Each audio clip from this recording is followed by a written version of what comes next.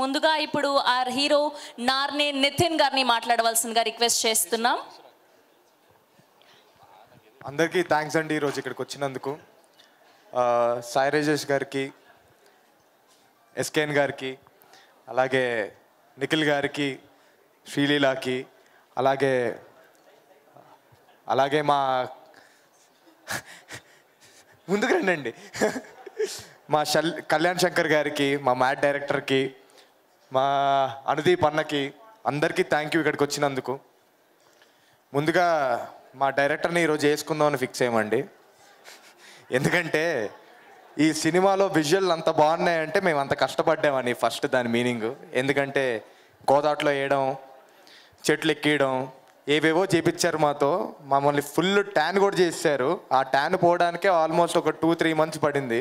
So sir ఎక్కడ sir మీరు? తర్వాత ఉంటుంది సార్. అలానే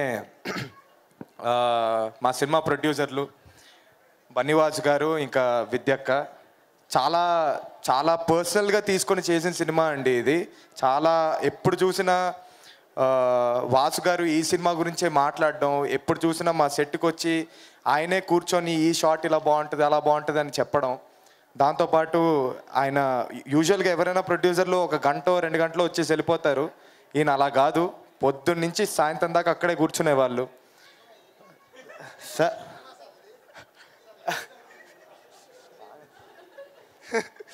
అలానే మొన్న ట్రైలర్ లాంచ్ ఈవెంట్కి పిఠాపురం వెళ్ళడం జరిగిందండి.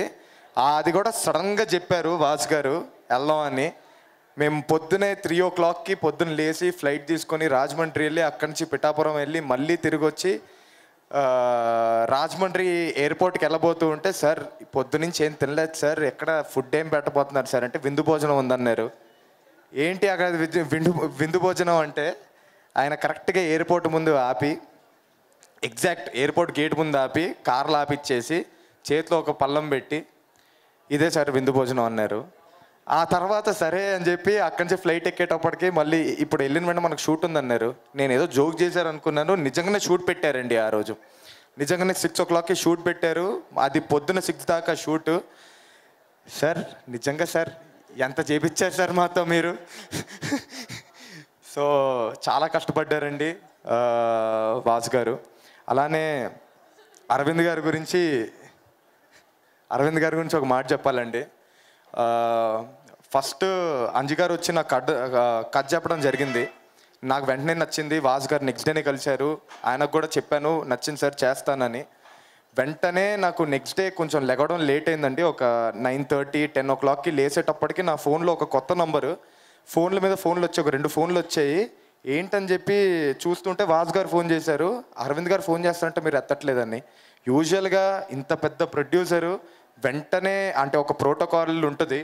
వాసు గారు ఎవరో ఒకళ్ళు ఫోన్ చేసి అరవింద్ గారు ఫోన్ చేయబోతున్నారు, ఇలా మీరు ఎత్తండి అని. అవి ఏమీ లేకుండా వెంటనే నాకు ఫోన్ చేశారు.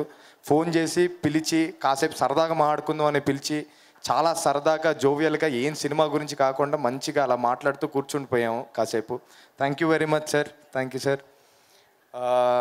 అలానే ఈ సినిమా ఇంత బాగా రావడానికి కారణమైన మా డిఓపి గారు సమీర్ గారు ఇక్కడ లేరు. ఆయన చాలా బాగా సినిమా తీయడం జరిగింది. ఇప్పుడు మీరు చూస్తున్న విజువల్స్ కూడా చాలా బాగా వచ్చాయి. So thank you sir. Thank you so much. ఇంకా నా సినిమాకి పాటలు ఇచ్చిన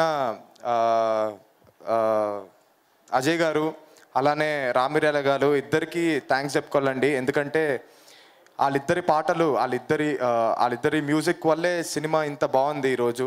so thank you so much sir.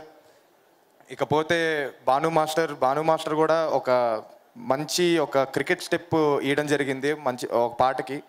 ఆ స్టెప్ చాలా వైరల్ వెళ్తుంది ఇప్పుడు. So thank you very much sir. మా సినిమా August 15th రాబోతుందండి థియేటర్స్లో, పెయిడ్ ప్రీమియర్స్. తప్పకుండా వెళ్ళి చూడండి. మేము ఒక మంచి మెసేజ్ ఇవ్వడం జరిగింది. క్యాస్టులు, రిలీజియన్లు వీటన్నిటిని మించింది ఒకటి ఉంటుంది, దట్ ఈస్ కాల్డ్ ఫ్రెండ్షిప్. తప్పకుండా వెళ్ళి చూడండి అండి. థ్యాంక్ యూ అండి. థ్యాంక్ యూ నితిన్ గారు. థ్యాంక్ యూ సో మచ్ అండి.